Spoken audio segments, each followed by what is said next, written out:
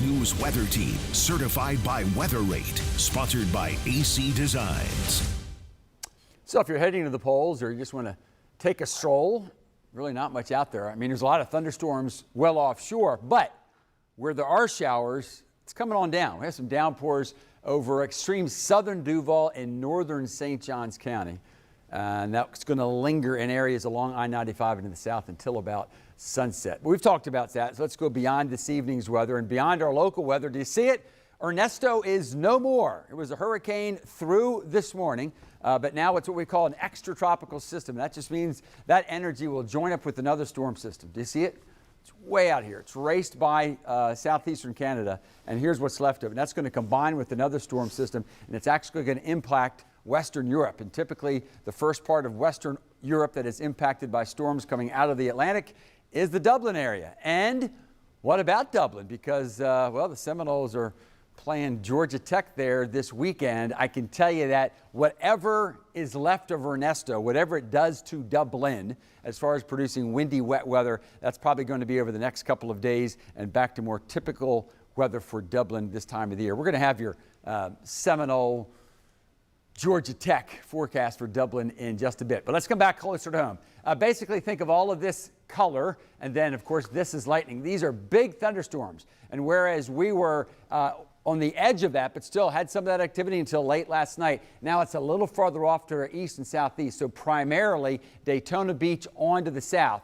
But again, we'll continue with a couple downpours in our area simply because it's still pretty humid. Wanted to show you this, because it's now the core of the hurricane season. Ernesto is gone, and we're probably not going to be able to say this for many more days, but let's enjoy it now. That at least for the next 7 days, throughout all of what we call the Atlantic Basin, we're not expecting any tropical development. Beyond 7 days, things are probably going to begin to stir. Doesn't mean they're going to head our way, but why not? Relax, take a breather. Just wanted to let you know that that's out there. We do like to pass on good news as well, especially when it comes to tropical weather. All right, this is a computer model presentation, and it paints that some of those downpours we have now, right in over extreme southeastern Duval and northern St. Johns County, they're going to kind of linger and redevelop. So although most of us won't have rain, those that do get those downpours, they could end up producing some pretty heavy rainfall accumulations. Then do you see the northeast wind direction? That's the front that's coming on in, and then that will help produce more showers during the day tomorrow. Some of those showers will come in early and then gradually work off to the west and to the southwest, although I do think our coastal counties will have the most showers. And just to be clear, when I say the coastal counties, I mean those right along the ocean and or the St. Johns. So that's Glenn, Camden, Nassau, Duval, Clay, St. Johns, Putnam, and Flagler counties. Okay, so overall tomorrow, I think about 45% will be hit by showers. Notice high of 90, so not as hot because of the earlier arriving showers. And we're going to have a northeast breeze that will actually pick up during the afternoon to about maybe 14, 15 miles per hour. Again, it's going to help us with the heat, although it's certainly pretty humid out there. And then the showers will increase even more. The northeast breeze will increase even more, and that's going to cap the heat, holding us at 87.